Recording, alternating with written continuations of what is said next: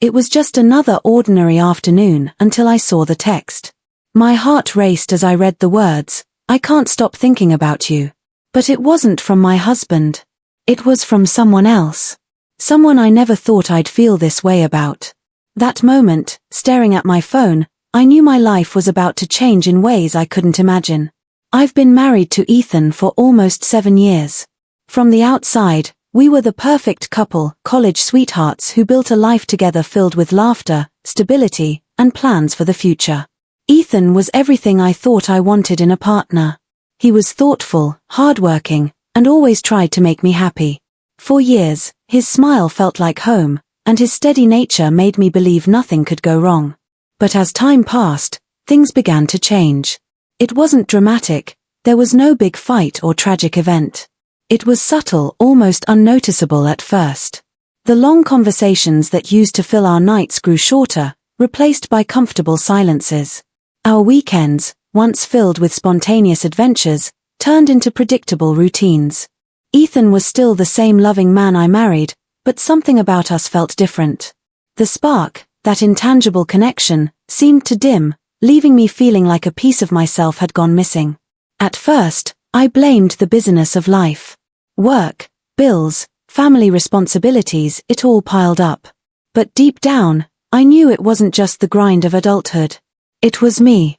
I started questioning if I was the problem, if I had changed, or if my expectations had somehow become unrealistic. I tried to push these feelings aside, focusing instead on the life we'd built. After all, we were happy, or at least we seemed happy. Then came someone I never expected to notice. Noah, the handyman Ethan hired to fix up our backyard, wasn't someone who would typically catch my eye. He wasn't polished or overly charming, but there was something about his energy and ease and authenticity that drew me in. At first, our conversations were nothing more than pleasantries about the weather or garden maintenance. Yet, each time he spoke, I felt seen in a way I hadn't in years. It wasn't what he said, but how he listened, like my words mattered. Slowly, those innocent interactions began to mean more than they should. I found myself lingering by the window when Noah was outside or offering him coffee just to keep him around a little longer. What started as harmless gestures began to awaken emotions I couldn't ignore. It began with small changes, things I didn't even notice at first. I'd catch myself rearranging my schedule, choosing to work from home more often, just to be around when Noah was there. At the time, I convinced myself it was harmless. After all, it wasn't like I was doing anything wrong, I wasn't crossing any lines. But the truth was, I was crossing lines within myself. Lines I didn't even know existed. Ethan started to notice subtle shifts in me. "You seem distracted lately," he said one night as we sat down to dinner. His voice wasn't accusatory, just curious. I laughed it off, blaming work stress, but even as the words left my mouth, I felt a pang of guilt. Was I distracted? Yes. But it wasn't because of work, it was because of Noah. Noah, with his easy smile and unassuming confidence, had become the unspoken secret in my mind. I began to notice things about him I'd overlooked before, the way he hummed softly to himself while working, the way his hands moved with precision, the way he seemed to carry an unshakable calm wherever he went. It was intoxicating. Every time I saw him, it felt like the world slowed down just enough to let me breathe again. Then, there were moments that pushed the boundaries of what I could excuse as innocent. One afternoon, as Noah fixed the fence along the side of the house, I found myself standing outside longer than usual, holding 2 glasses of iced tea. We talked about nothing important, how the weather had been unusually hot, how the wood he was working with seemed older than expected. But when our hands brushed as he reached for the glass, a jolt of electricity shot through me. It was fleeting, but undeniable. And for the first time, I couldn't pretend it was all in my head. At night, my thoughts became consumed by questions I was too scared to answer. Did he feel it too? Was this attraction mutual? The way his eyes lingered on me during our conversations suggested yes. But was I ready to acknowledge what that meant? The guilt began to creep in, like a shadow that refused to leave, but it wasn't enough to stop the thoughts. Instead, they grew louder, more insistent. Ethan, oblivious to the storm brewing inside me, continued on as if everything was normal. His jokes made me laugh, his touch still comforted me. But it wasn't the same. When he kissed me goodnight, I found myself comparing it to how I imagined Noah's touch would feel. It was a dangerous thought, one I should have shut down immediately. But I didn't. I let it linger, feeding it with stolen glances and subtle smiles exchanged in passing. The turning point came when Noah started to mirror my actions. He began seeking me out, casually mentioning details about his day that he didn't need to share. His questions became more personal, asking about my favorite places to visit, the books I loved to read, the kind of music that moved me. It felt so different from the life I shared with Ethan, where everything had become routine and predictable. With Noah, it felt fresh, exciting, even dangerous. I knew I was walking a thin line, and yet, I couldn't pull back. Each interaction with Noah left me wanting more, while every moment with Ethan felt heavier, burdened by the weight of my unspoken thoughts. The cracks in my marriage, once small and manageable, were widening. And for the first time, I wasn't sure if I wanted to fix them or let everything fall apart. The day it all shifted began like any other. Ethan had left for work early, his usual kiss on my forehead a fleeting reminder of the life we'd built together. But as the sound of his car disappeared down the street, I found myself standing at the kitchen window, my eyes instinctively searching for Noah. He was there, as he always was, focused on his work. But today felt different. Maybe it was the way the morning sun framed him, or maybe it was just me unable to ignore the way my chest tightened at the sight of him. I decided to go outside. I told myself it was just to offer him a cup of coffee, to be polite. But as I stepped into the garden, my heart raced in a way that had nothing to do with the coffee in my hands. He looked up as I approached, his smile easy and warm. "Morning," he said, his voice calm and steady, yet it sent a ripple of anticipation through me. "Morning," I replied, setting the coffee down on the small table near where he was working. Our hands brushed again, and this time, neither of us pulled away quickly. The touch lingered, just a second too long, and the air between us seemed to shift. It was subtle, almost imperceptible, but it was there. He noticed it, too. I could see it in the way his smile faltered, replaced by something deeper, something unspoken. As the day went on, I found myself drawn outside again and again. Each time, I told myself it was for a different reason, to check on his progress, to ask a question, to bring him a glass of water. But deep down, I knew better. I wasn't just drawn to the garden. I was drawn to him. By the time the afternoon sun began to dip low in the sky, we were sitting on the back porch, our conversation flowing easily. For the first time in what felt like years, I felt truly seen. He asked me questions Ethan hadn't thought to ask in ages. "What's your favorite memory?" he asked, his eyes locked on mine. I hesitated, caught off guard by the question, but before I could answer, he added softly, "The one that makes you smile without even realizing it." I told him about a trip Ethan and I had taken early in our marriage, back when everything still felt new and exciting. As I spoke, Noah listened, really listened, his attention unwavering. But what struck me wasn't just his interest in my story, it was the way he looked at me, like I was the most fascinating thing in the world. The conversation grew deeper, more personal. He talked about his own life, his dreams, the things he wished he'd done differently. His vulnerability was disarming, and I found myself opening up in ways I hadn't with anyone, not even Ethan. By the time the sun dipped below the horizon, I realized I didn't want the conversation to end. Then it happened. It wasn't planned, and it wasn't dramatic. It was a quiet moment, so still it felt like the world had paused. We were standing by the garden gate, saying our goodbyes, when he reached out and gently touched my hand. "I don't know how to say this," he began, his voice low and steady, "but I think about you more than I should." My breath caught. I should have pulled away, should have said something to stop whatever was happening. But instead, I stood there, frozen, my heart pounding in my chest. "Noah," I whispered, unsure of what I was even trying to say. He stepped closer, closing the small space between us. "I know this is complicated," he said, his eyes searching mine, "but I also know I can't ignore how I feel. And I don't think you can, either." The words hung in the air, heavy with meaning. And for a moment, I let myself feel it. The pull, the desire, the undeniable connection that had been building between us. It was wrong, I knew that.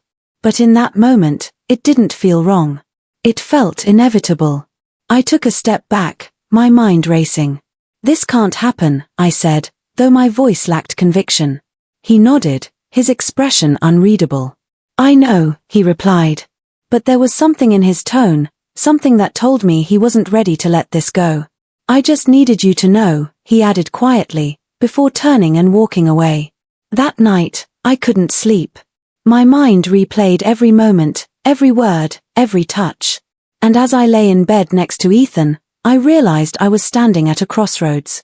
One path led back to the life I'd always known, safe, steady, predictable. The other was uncharted territory, filled with risk and temptation, but also the possibility of something I hadn't felt in years, passion. The next morning, I found myself texting Noah.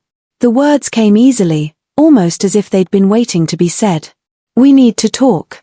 As soon as I hit send, my chest tightened with a mix of anticipation and fear. I knew I was stepping into dangerous territory, but I couldn't stop myself. Not anymore. The following afternoon, I agreed to meet Noah.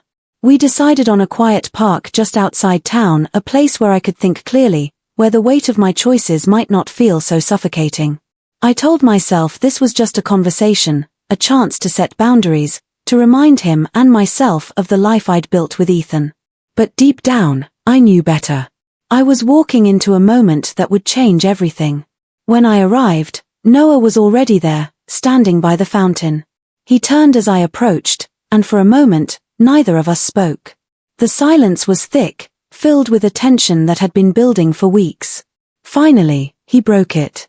"Thank you for coming," he said, his voice soft but steady. His eyes searched mine, and I felt the familiar pull, the same one I'd been fighting against since the day we met. I nodded, unsure of how to begin. "We need to talk," I said, my voice shaky. He gestured toward a nearby bench, and we sat down, the space between us both comforting and unbearable. "I know," he replied, his gaze fixed on me. "But before you say anything, I need you to hear me out." He told me everything, how he'd been drawn to me from the moment we met, how he'd tried to ignore it but couldn't. His words were raw, unfiltered, and they cut through the walls I'd built around myself. "You make me feel alive," he said, his voice trembling slightly. "I know this isn't fair to you, and I know it's not fair to your husband, but I can't pretend this doesn't mean something." My heart raced as his words sank in. Part of me wanted to run, to escape the intensity of the moment, but another part, a part one wasn't proud of, wanted to stay. "Noah," I began, my voice barely above a whisper, this can't happen. I'm married. I have a life, a husband who loves me." The words felt hollow, as if I were reciting a script rather than speaking from the heart. He nodded, his expression pained. "I know. And I'm not asking you to make any decisions right now. I just needed you to know how I feel." He reached out then, his hand brushing mine. It was a simple gesture, but it felt monumental. I should have pulled away, but I didn't. Instead, I let the moment linger, the space between us shrinking until it felt like there was no space at all. That's when it happened. The kiss was hesitant at first, a fleeting moment that could have been a mistake. But then it deepened, the weight of our emotions pouring into that single, stolen moment. It was electric, intoxicating, and utterly forbidden. When we finally pulled away, the reality of what we'd just done hit me like a tidal wave. I stood up abruptly, my breath coming in short, panicked bursts. "I can't do this," I said, tears welling up in my eyes. "This isn't who I am." Noah didn't try to stop me as I walked away, but his voice followed me. "You're not alone in this," he called out, his words echoing in the quiet of the park. I didn't look back. When I got home, Ethan was in the kitchen, humming to himself as he prepared dinner. The sight of him, so unaware of what had just happened, filled me with a crushing guilt. "Hey," he said, looking up with a smile. "How was your day?" "Fine," I lied, forcing a smile of my own. But as the evening wore on, the weight of my actions became unbearable. I couldn't eat, couldn't focus on anything Ethan was saying. Every word felt like a betrayal, every smile a reminder of the secret I was keeping. By the time we went to bed, I was a wreck. I didn't sleep that night. I lay awake, staring at the ceiling, replaying the events of the day over and over in my mind. The kiss. The way Noah had looked at me. The way I hadn't pulled away. I kept telling myself it was a mistake, a moment of weakness that I could put behind me. But deep down, I knew it wasn't that simple. The next morning, I woke up to a text from Noah. I'm sorry if I crossed a line, but I don't regret what happened. I can't stop thinking about you. My hands shook as I read the message. I should have deleted it, should have ignored him entirely. But instead, I found myself typing a response. We need to stop this. It's not fair to anyone. I hit send, hoping it would be enough to end whatever this was. But it wasn't. Noah replied almost immediately. I understand. But if you ever change your mind, I'll be here. His words lingered in my mind for the rest of the day, a constant reminder of the line I'd crossed. That evening, Ethan and I were sitting in the living room when his phone buzzed. He glanced at the screen, then back at me, his expression unreadable. Who's Noah? He asked, his tone casual but his eyes sharp. My heart stopped. What? I asked, feigning ignorance. He held up his phone, showing me a message that had been forwarded to him. It was the text I'd sent to Noah. We need to stop this. It's not fair to anyone. I froze, my mind racing as I tried to come up with an explanation. But there was nothing I could say, no way to spin the truth in a way that wouldn't destroy everything. Ethan, I began, my voice shaking. I can explain. Can you? He interrupted, his voice rising. Because it seems pretty clear to me. His face was a mix of hurt and anger, and it broke something inside me. How long has this been going on? He demanded. Tears streamed down my face as I tried to answer. It's not what you think, I said, my voice trembling. Nothing happened, I swear. It was just a mistake. A mistake, he repeated, his voice laced with disbelief. You think this is just a mistake? You've been lying to me, sneaking around behind my back, and now you're telling me it was nothing? I couldn't meet his eyes. I'm sorry, I whispered, my voice barely audible. I didn't mean for this to happen. Ethan shook his head, his hands clenched into fists. I trusted you, he said, his voice breaking. I thought we had something real. We do, I insisted, reaching out to him. But he pulled away, his expression hardening. Not anymore, he said, his voice cold. I can't do this. I can't be with someone who doesn't respect me enough to be honest. With that, he grabbed his keys and walked out the door, leaving me alone with the weight of my choices. As the sound of his car faded into the night, I realized that everything I'd been trying to hold on to was slipping away. And there was no one to blame but myself. The house was eerily silent after Ethan left. The absence of his presence was a stark reminder of the damage I had caused. I sat on the couch, staring at the door he had walked out of, my mind replaying his words. I can't be with someone who doesn't respect me enough to be honest. They cut deeper than I expected, the truth of them impossible to deny. The guilt came crashing down on me like a tidal wave. How had I let it come to this? I had a loving husband, a stable life, and yet I'd risked it all for something fleeting, something I didn't fully understand. I wanted to believe it wasn't too late to fix things, but the emptiness of the house told me otherwise. Ethan was gone, and I had no idea if he would come back. I tried calling him, my hands shaking as I dialed his number. It rang several times before going to voicemail. Ethan, please, I said, my voice trembling. I know I've hurt you, but I need you to come home so we can talk. Please. I hung up, knowing it wasn't enough but not knowing what else to do. The hours dragged on, each one heavier than the last. I couldn't bring myself to eat, couldn't focus on anything but the growing realization of what I had lost. I walked through the house, the memories of our life together haunting me with every step. The photo of us on our honeymoon, the anniversary gift he had surprised me with last year, it all felt like a cruel reminder of the happiness I had taken for granted. That night, I didn't sleep. I lay in bed, staring at the ceiling, the weight of my choices pressing down on me. My phone buzzed several times, each notification from Noah. I ignored them, unable to face him, unable to reconcile the mess I had made. The person I had been with Noah wasn't someone I recognized, and the realization of that scared me. By morning, I felt like a shell of myself. I called in sick to work, knowing I couldn't face anyone, not like this.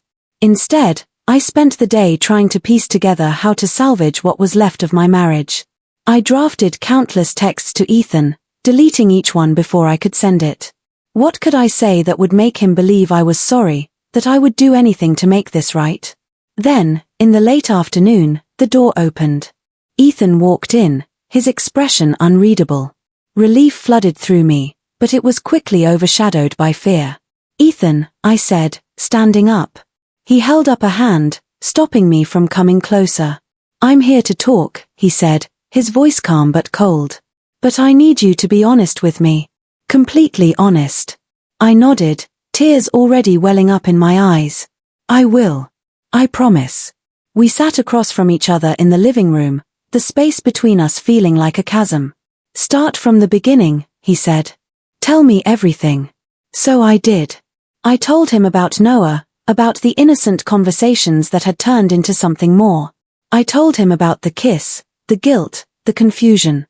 I didn't hold back, knowing that if there was any chance of saving our marriage, it would start with the truth. When I finished, Ethan sat in silence for what felt like an eternity. His face was a mask of pain and disbelief, and I hated myself for putting it there. "Why?" he finally asked, his voice breaking. "Why wasn't I enough for you?" "You are enough," I said quickly, the words spilling out. "This wasn't about you, Ethan. It was about me. I felt lost. And instead of talking to you, instead of trying to fix things, I made the worst mistake of my life." He looked away, his jaw tightening. "I trusted you," he said quietly. "And now I don't know if I can anymore." The truth of his words hit me harder than I expected. Trust, something we had spent years building, was shattered in an instant, and I had no one to blame but myself. "I'll do whatever it takes to earn your trust back," I said, my voice pleading. "I know it won't be easy, but I'm willing to fight for us. Please, Ethan." He didn't respond right away.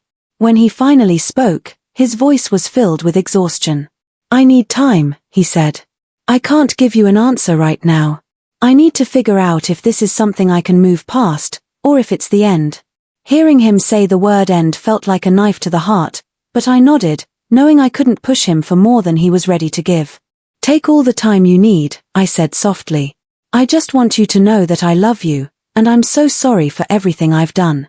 He stood up, his movements slow and deliberate. "I'll stay at a friend's for a while," he said. "I need space to think." As he walked out the door, I felt the weight of his absence settle over me again.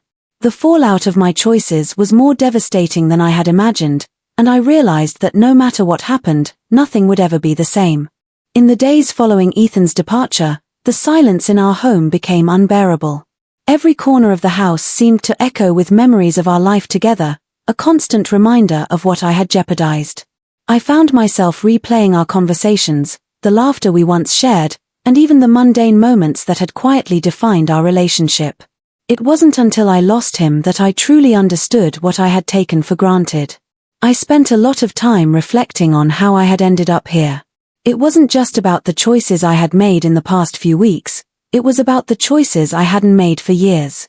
I had allowed the spark in our marriage to fade, assuming it would reignite on its own. I had ignored the small moments of disconnection, telling myself they were normal. And when I felt lost and unseen, I sought validation from someone else instead of turning to the one person who had always been there for me. But now, with Ethan gone, I realized that running from my problems hadn't solved anything.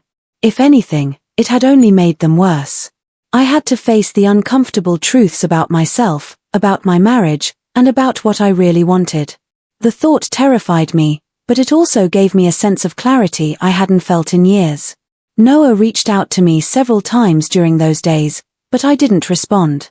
As much as he had awakened something inside me, I knew that whatever we had wasn't real. It was a temporary escape, a fleeting fantasy that had come at the cost of everything I held dear.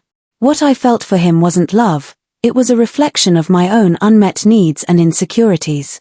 And as hard as it was to admit, I knew that continuing any connection with him would only make it harder for me to rebuild my life. Ethan, on the other hand, kept his distance. I respected his need for space, even though it hurt more than I could put into words. I wrote him a letter, pouring out everything I couldn't say in person. I told him how sorry I was, how much I loved him, and how I was committed to doing whatever it took to repair the damage I had caused. I didn't know if he would read it, but it was the only way I could express the depth of my regret and hope. One evening, about 2 weeks after he left, Ethan came back. He didn't say much at first, just sat down across from me at the kitchen table. The silence between us was heavy, but it wasn't empty. It was filled with the weight of everything we had been through, and everything that still lay ahead. "I read your letter," he said finally, his voice steady but strained. "And I believe you're sorry. But it's not just about being sorry. It's about proving that this will never happen again." I nodded, tears welling up in my eyes. "I know," I said. "And I'm willing to do whatever it takes to rebuild your trust, even if it takes the rest of my life." He sighed, running a hand through his hair. "I'm not sure I can forgive you yet," he admitted. "But I'm willing to try. For us." Those words, as tentative as they were, gave me a glimmer of hope. It wasn't a guarantee, but it was a start.